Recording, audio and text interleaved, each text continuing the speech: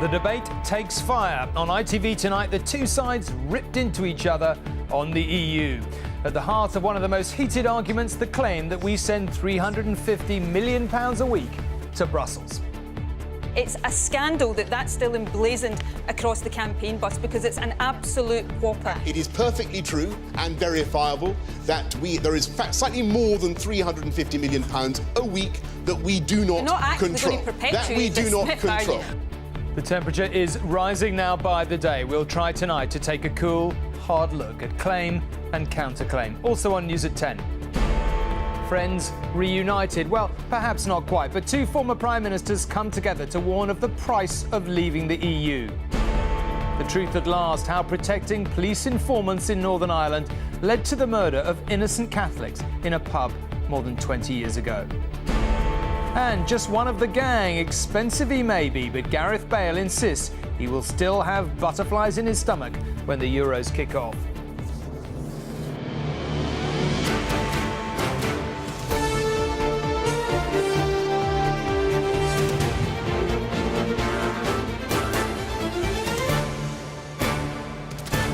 This is ITV News at 10 with Tom Bradby. Good evening.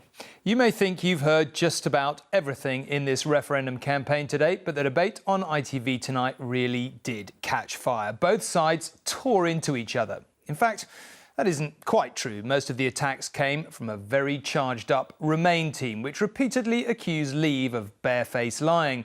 Much of the heat was directed at Boris Johnson, who, it must be said, did keep his cool. There are many things to talk about tonight. Was Mr Johnson's battle with Amber Rudd a foretaste of the next Tory leadership election? What were the key claims on the EU, and can they, in fact, be checked? We'll come to all that in just a moment. But first, Chris Shipp with the debate condensed once more in double quick time to 5 minutes. The slogan on the side of the bus is being criticised and, as you're about to hear, even hotly debated in the studio tonight. But the best-known face of the Leave campaign and his two debating partners arrived on that big red bus tonight. 2 weeks from polling day, this is the first time such senior politicians from both sides have appeared on the same stage at the same time. And then, alternately, Team Leave and Team Remain had a moment each to outline their case. And to the prophets of doom, I say they were wrong in the past and they are wrong today. If you ask what we get if we vote to leave, they say we just don't know. Well, I say just don't know just isn't good enough. The European Union just isn't working anymore. The noble idea, dreamt up in the last century, is turning into a nightmare. But a vote to leave would cost jobs. EU is yesterday's game. Our future is to take back control and vote Leave on June the 23rd. Now, tonight you're going to hear a lot of nonsense and even misinformation from the Leave campaign. Don't fall for it. And after the speeches, a pattern started to form. The Remain team, usually opponents, Tory, SNP and Labour, came together for a laser line attack on Boris Johnson. This in a question about immigration numbers. But you need to look at the numbers, although I fear the only number that Boris is interested in is the one that says number 10. I think Amber is really... We both fought on the same manifesto, which was to cut immigration to the tens of thousands. And it is impossible to do that. Boris Johnson pretending to be worried about the problems with public services when, as 8 years as mayor, he left London with a huge housing shortage and he built hardly any houses. If we stay in the EU, there is no chance of controlling our immigration. The Remain camp have failed to answer that question. People are genuinely concerned. And before long, two Tory ministers from the same government energy department were disputing each other's claims. Your plan simply doesn't stack up. You need to level with the British public here. And while Nicola Sturgeon didn't criticise the Tory on her own team, she did criticise the Tory government. The problem with this Tory commitment at the last election election is that it was a dishonest commitment. It was dishonest then and it's dishonest now. The impact of austerity on our public services is much greater than the impact of immigration. You wanted to come in there. And so what of that bus, the one we showed you arriving at the studio, which claims the UK spends £350 million a week on the EU and could spend that on the NHS? Priorities. What we're saying, by the way, is that if we took back control of our money, we'd have £10 billion more. If we left the EU, we'd have £10 billion more to spend every year on our priorities at the very least. And I may point out, I am staggered that Boris Johnson is standing here tonight still defending this £350 million a week figure. It's a scandal that that's still emblazoned across the campaign bus because it's an absolute whopper. May I get that lie off your bus. May I respond to that? That's all it is pure fantasy, No, that we're bus. talking about cold, hard cash that belongs to the people of this country, that is sent every week, every year to Brussels. I'm going to draw a line there. Thank you. And so, to the economy, the subject we have perhaps heard more about in the campaign than any other. The EU's economy is broken. And we will end up having to pay for bailouts for these failing economies, whether we like it or not. That's another lie. But we can take control. It's nonsense to suggest that you have to choose between trade and democracy. Gisela, the country votes in 14 days, and we have no idea whatsoever from the Leave campaign. We would have access to the single market, which is the Says important who? thing. Who says That is what, Says as who? I mentioned just now, You're there are making it 27 up. countries There is not a in single... the EU that have Just done wait. better than us at exporting goods, 21 countries, Angela, that have done better at exporting services. And I think they're just starting to degenerate again into Project Fear, don't you think? On the NHS, the debate, and this debate was getting fierce by now, centred around the pressures of immigration. We have to be clear. Pressures on the NHS are occurring as a result, as in other areas, of uncontrolled EU immigration. There just is no doubt about that. You need to have control. And part of the reasons of those stresses in the long term is because we cannot control the numbers coming in. Absolutely everything is about immigration. What about all the people Sorry, who work in the health service? How does the EU help the NHS? What about all the people who work in the health service and have access to the health service who are immigrants? But Nicola Sturgeon was not always on the attack tonight. At this point, she was attacked.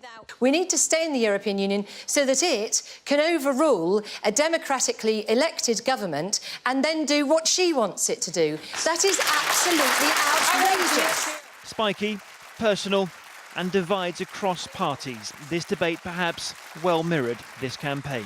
Chris Ship, News at 10. Well, Robert Peston, of course, was watching all that very closely from the spin room. Robert, I'm tempted to say, what did they put on the Remain camp's cornflakes this morning? But in all seriousness, was the sort of passion we saw tonight, was that considered tactic? Is that panic setting in? What did you make of it? It was definitely deliberate.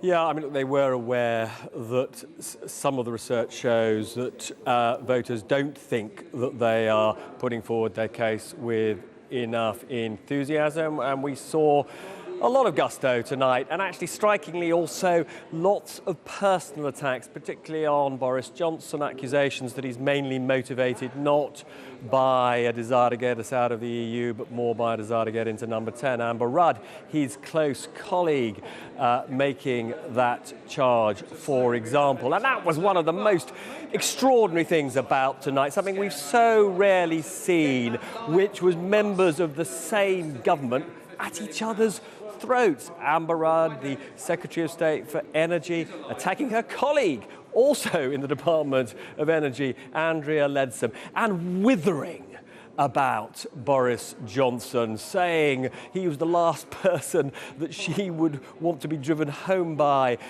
Boris Johnson would be the last person you would want to be driven home by after a party. It doesn't get much more personal than that, does it? It certainly does not. It was fierce and it was bitter at times. What did you make of Nicola Sturgeon, though? I mean, there's a sort of fascinating kind of cross-political currents. She defended immigration very strongly. She also attacked the Tories very strongly. She did. I thought it was a very slick performance. She is obviously a top-class politician. For me, the most interesting thing that her performance highlighted was the broader church of Remain. You also had Angela Eagle constantly appealing to the interests of trade unions in a very sectarian way. And then you had the Tory Minister Amber Rudd. Now, on the other side, interestingly, it was a much more coordinated approach. A much smaller perceived difference between the Labour MP there, Gisela Stewart, and the two Tories, Boris Johnson and Andrea Leadsom. And I think it's a very interesting question whether the focus of Leave, particularly concentrating on immigration, taking back control of borders, taking back control over lawmaking, is what is going to resonate more with voters against the broader Labour-Tory approach of the other side, where they represent a coalition, but a coalition that sees very different things in the EU.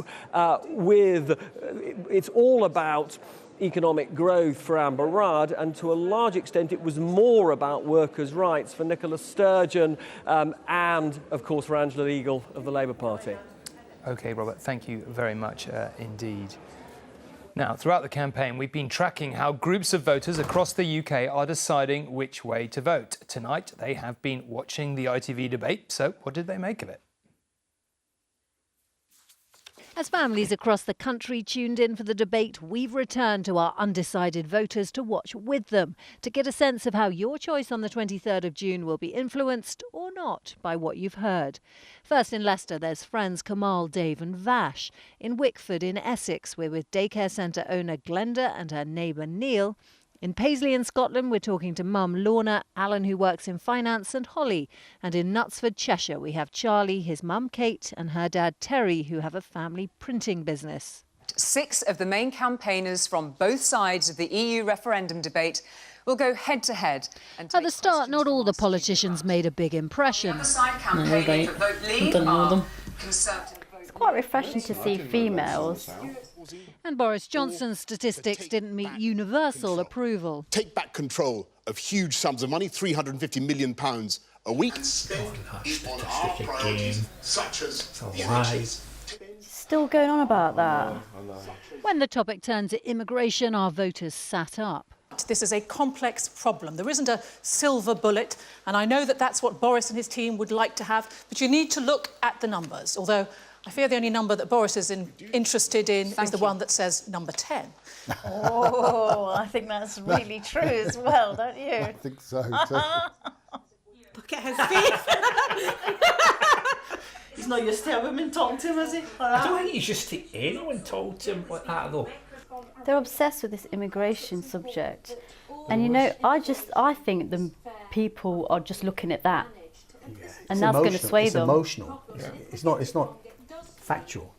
And then Angela Eagle turned up the heat over Boris Johnson's claim we send £350 million a week to the EU. Wages wouldn't go up. It doesn't cost £350 million to be a member of the EU, and you know that's Are you saying that true. that's and why you've emblazoned it across your bus, and you refuse to take it back.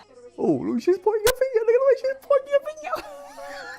I feel sorry for Boris.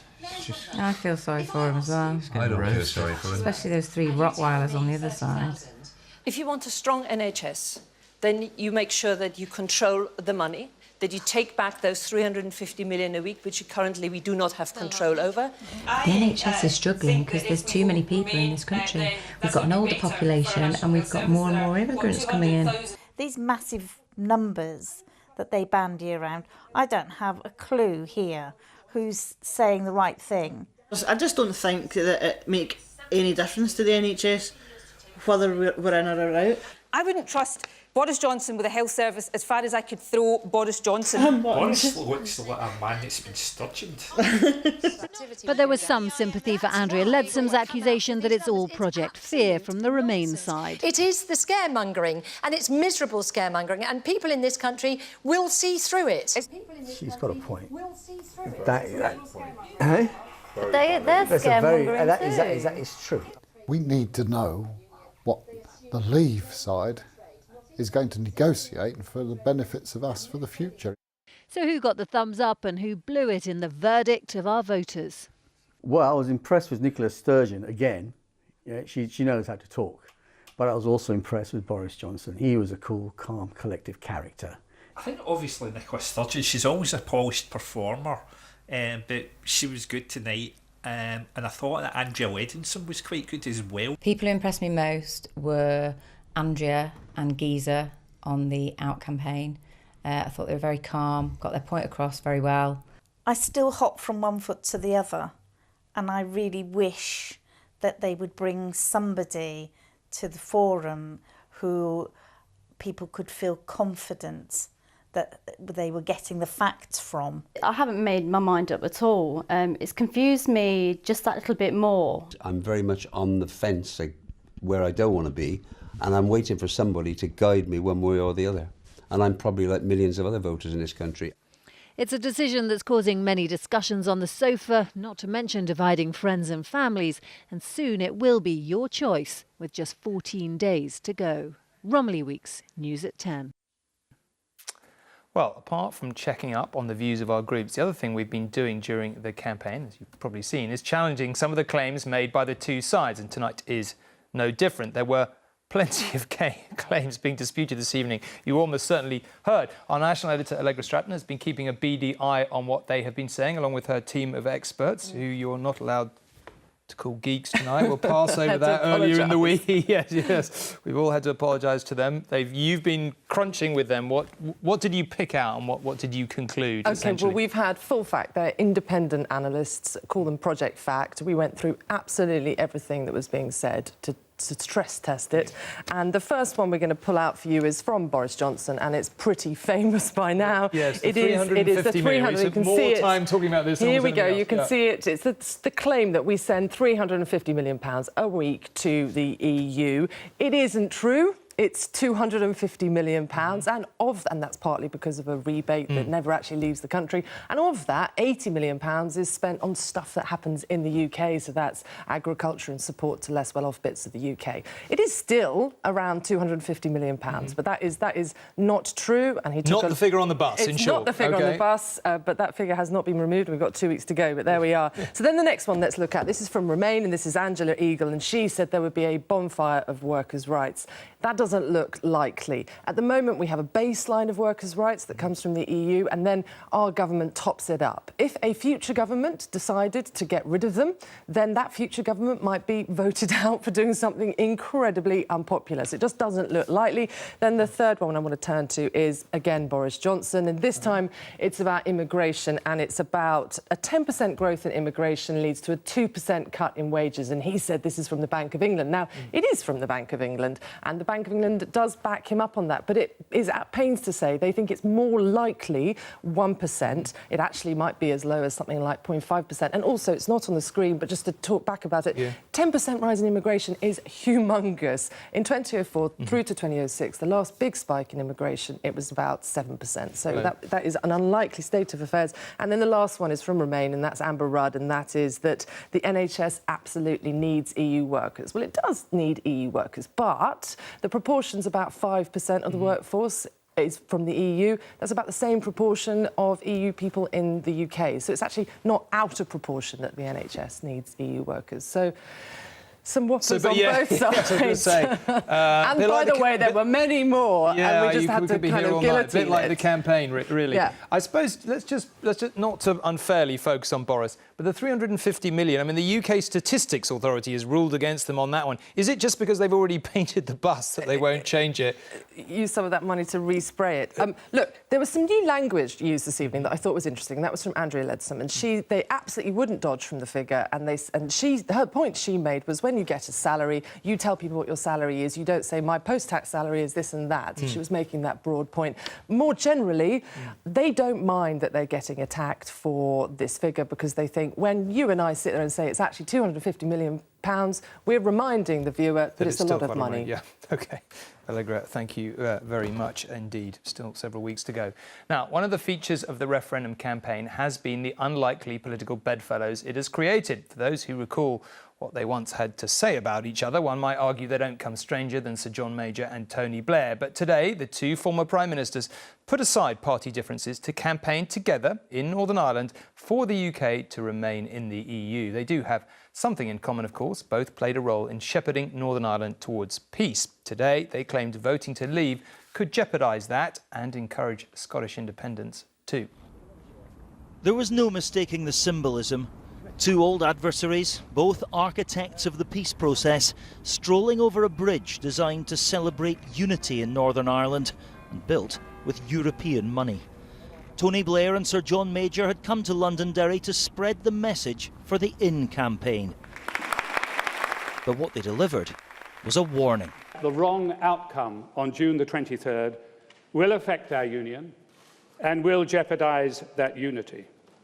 Because the plain, uncomfortable truth is that the unity of the United Kingdom itself is on the ballot paper in 2 weeks' time. The country could tear itself apart, they warned. If the Leave campaign wins the referendum, Scotland could break away, and instability here could see the peace process unravel. So I say don't take a punt on these people. Don't let them take risks with Northern Ireland's future. Don't let them undermine our United Kingdom or our relationship today with the Republic of Ireland. The intervention has raised eyebrows and hackles. I do find it rather disgraceful for two Prime Ministers who know full well the importance of the peace process here in Northern Ireland to come over here and suggest that a vote in a particular direction is going to undermine that. Is quite scandalous.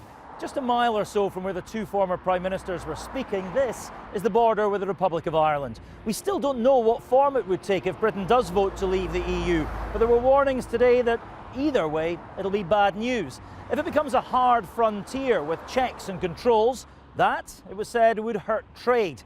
But if it stays open, anyone could come into the UK from Europe. The Northern Ireland Secretary insists nothing will change. That's a risk, I admit, but it's one that we can easily manage, and it's not greater in extent, really, than risks that we already manage around our land border and have done for many years. So I asked, behind the smiles, was this Project Fear hitting overdrive today? Every time we point out the problems of detail with what the Leave campaign are proposing, they accuse us of scaremongering. We're not scaring people, we're warning them. And they've got to answer these questions. They can't just say to people in Northern Ireland, it doesn't matter. This visit may not have added much clarity, but it has injected heat into the campaign, as if any more of that were needed. Martin Geisler, News at 10, Londonderry. We need to take a very short break now, but in just a few moments, saying goodbye to the greatest. Fans, stars and celebrities join an Islamic prayer service in memory of Muhammad Ali. This is the scene right now in Louisville, Kentucky, the hometown where he'll be buried tomorrow. Also tonight, a selfie but not selfish. Gareth Bale, the world's most expensive player, insists Wales are not just a one-man band at Euro 2016. I think we win together, we lose together. Back at home, the nation is going to be rocking, and we're going to go out there and try and do them proud.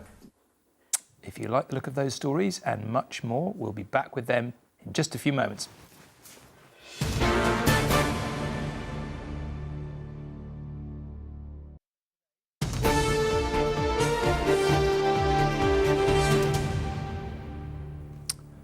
Welcome back.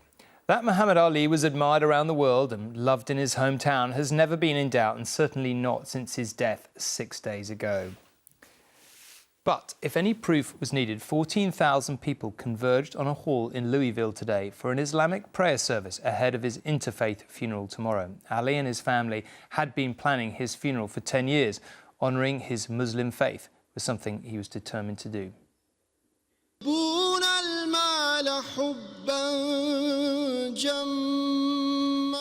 This was an Islamic funeral ceremony broadcast across the nation.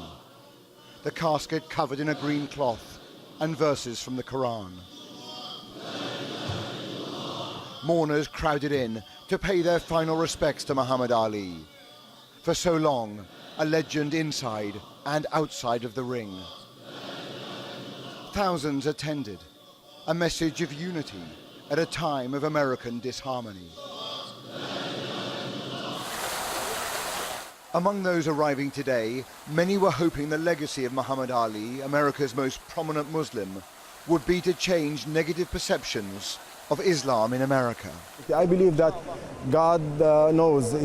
God chose the timing for Muhammad to go away at this critical time in American history, where Islamophobia is so ugly and so bad and needs to be changed. In a way, this is a counterpoint to the rise of Donald Trump. Well, it's a counterpoint to anyone who tries to take cheap shots at a faith community like the Muslim community. Also attending was Abi Ajram, who made the journey from London to pay tribute to a man he calls his hero.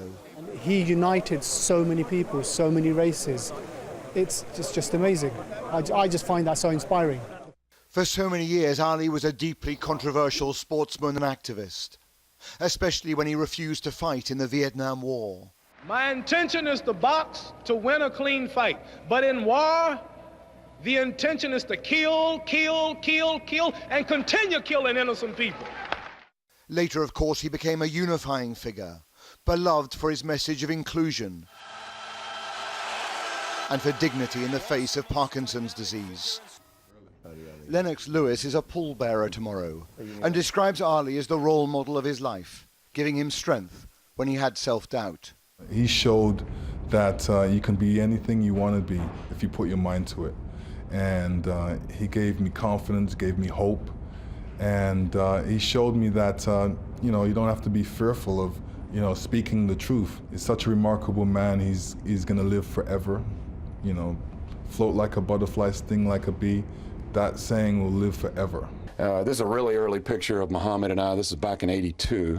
Those who know Ali best, including John Ramsey, who tomorrow will deliver a eulogy, are still coming to terms with his death. It still was a shock. It's because I kept thinking he'll come up, man. He's the champ. Champ will get up. He'll get off the mat. You can't count him out. The people of Louisville will have a chance to say goodbye tomorrow. The city promising not just to mourn Muhammad Ali, but to celebrate his life and secure his legacy. Well, he was an extraordinary figure in all kinds of ways, and Robert joins us now from Louisville. Robert, I guess the final farewell tomorrow. What can we expect? Well, at the heart of tomorrow, Tom, is going to be this multi-faith ceremony that is going to be a celebration, really, of diversity. We're going to have their leaders of the Jewish and Muslim faiths, Christians and Mormons as well. And from the political world, we're going to have Bill Clinton speaking. All of this carefully crafted and choreographed by Muhammad Ali himself. But perhaps at the real heart of tomorrow is going to be a recognition of the values and resilience of the people of this town of Louisville, who were, of course, caught up in the maelstrom of the civil rights protests like Ali was exactly a generation ago. And I think the key to that recognition is going to be this funeral procession that will pass through the town. They're going to pass the boyhood home of Muhammad Ali, the high school where he went, and down the avenue that is now named after him, Muhammad Ali Boulevard. So in a very real sense, Tom, Muhammad Ali put this city on the Ohio River on the map, and tomorrow is about the people of this city repaying the favor. OK, Robert, in Louisville, thank you very much indeed. And still in America, Hillary Clinton's campaign for the presidency got a boost from someone who knows all about what's involved. Look, I know how hard this job can be. That's why I know Hillary will be so good at it. In fact, President Obama said he would be backing Mrs. Clinton for the job rather than her rival, Senator Bernie Sanders. Mr. Sanders had an hour-long meeting with President Obama and came out saying he was determined to work with Mrs. Clinton to defeat their Republican opponent, Donald Trump. The truth is a word we've heard quite a lot recently in connection with past injustices. Hillsborough springs to mind, of course, not to mention the Birmingham pub bombings. Now, another group of families have said how pleased they are to finally know the real story behind the deaths of 6 Roman Catholic men in Northern Ireland at the hands of loyalist gunmen 22 years ago next week. A new report says the murders happened because police put protecting their informants ahead of making arrests. The Loughinisland massacre ranks among the darkest deeds of Northern Ireland's troubles. A tiny bar in a rural community. Blood on the carpet. Drinks left where they'd been abandoned. Those who'd bought them gunned down without mercy. 6 men died, They'd been watching a World Cup football match between Ireland and Italy on the bar's television. Barney Green was the oldest at 87. Like the others, he was murdered because he was a Catholic. The entire population, Protestant and Catholic, turned out for the funerals. They have long believed that the loyalist paramilitaries who carried out the attack were protected by elements within the police. Today, an official inquiry said they were right. The investigation, particularly in its early stages, was characterised by incompetence, indifference and neglect. The failings are detailed in the report. Of particular note is the catastrophic failure, in my view, to arrest suspects in a timely manner. The police ombudsman found that detectives had the names of suspects within 24 hours of the shooting, but delayed making arrests. A strong allegation that one of their own officers had warned the killers they faced imminent arrest was not acted upon. The report said one of the loyalist suspects was a police informer, and there was reluctance to act against him.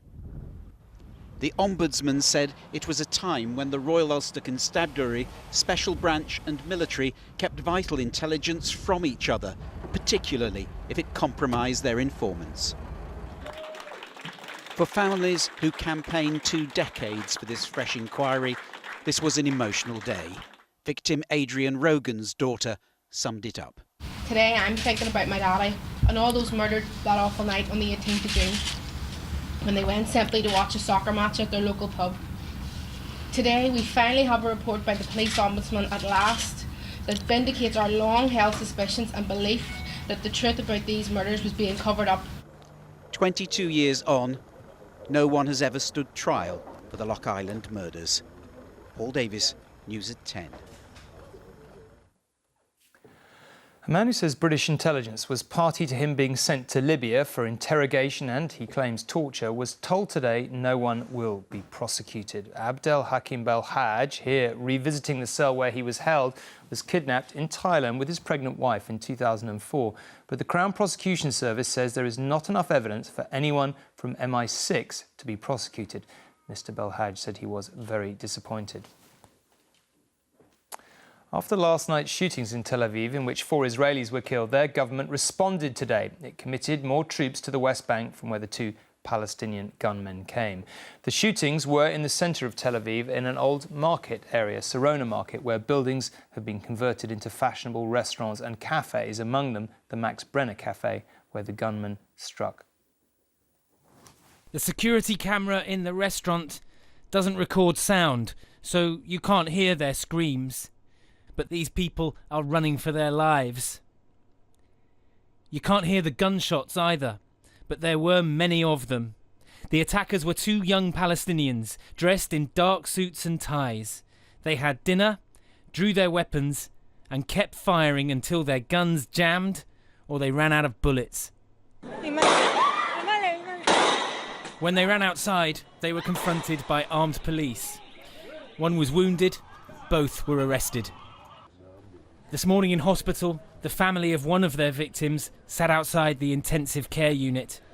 Asaf Bar was shot twice in the head. His condition today, critical but stable.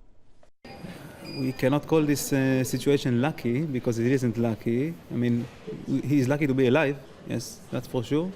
I don't know what makes 2 young kids, 21 years old, to take machine guns. I don't know what they use and shoot everyone they see. The attackers came from a town in the southern West Bank, land which the Israeli army has occupied for nearly 50 years. In the early hours, soldiers searched the men's homes and sealed off their town. The father of one of them said he had no idea what his son was planning. The pressure of the occupation is affecting our young people, said Ahmed Makamere. I think my son thought if he could not be free, he might as well be dead. The Israeli authorities say they've also arrested someone they suspect of helping the gunman get through the checkpoints and the 20-foot-high barrier which separates the West Bank from Israel. This is the heart of metropolitan Mediterranean Tel Aviv. It's a world away from the trouble spots of the West Bank, and as far as you can get behind the wall that Israel built to protect its people from exactly the kind of attack that happened right here. Tonight, Israel is burying its dead and once again asking what should be done to stop the killing. With no resolution in sight to the conflict which has blighted this land for so long, the prospect of violence is always near. Geraint Vincent, News at 10, Tel Aviv. He's the most expensive footballer in the world, but Wales's star striker Gareth Bale is insisting he is just one of a band of brothers hoping to do their country proud in the Euros. They are in the same group as England, who, as their goalkeeper Joe Hart made clear today, are hoping to do a lot better than they did in the World Cup 2 years ago. Of course, Wales is not a one-man team, but there is one man who attracts more attention than anyone else. The Welsh motto is "Together Stronger." In Gareth Bale, however, they have an individual who can turn a game against any opposition.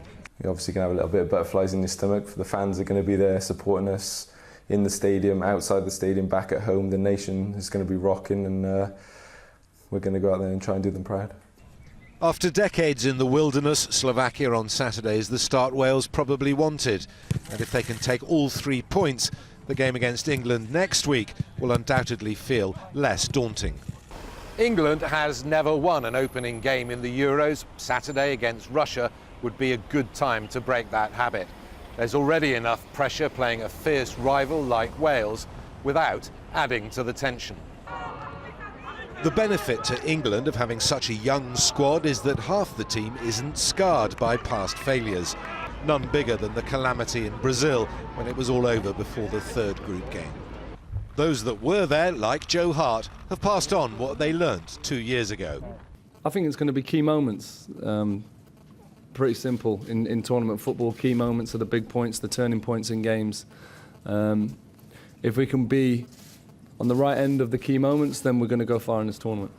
England fly to Marseille tomorrow. Already there, the first of tens of thousands expected to fill much of the stadium and the fan zones. Anticipation will soon give way to bitter disappointment or hope that this time England really can serve up a campaign to live long in the memory. Steve Scott, News at 10, Chantilly. Now, back to where we started tonight on this specially extended News at 10, the ITV referendum debate. Julie Etchingham, as you no doubt will have seen, was the moderator, the referee, if you like. Julie, that was quite a debate, it has to be said. Well done for keeping everyone in order, which did not look in the slightest bit easy. What was the mood in the kind of on the stage and in the room? Well, it's always fascinating. One of the great privileges of this job, of course, is you get to see a bit behind the scenes beforehand, and there was no doubt that everyone taking part in that debate, knew that this was a big moment for them, and there were a lot of nerves behind the scenes across the board, I have to say.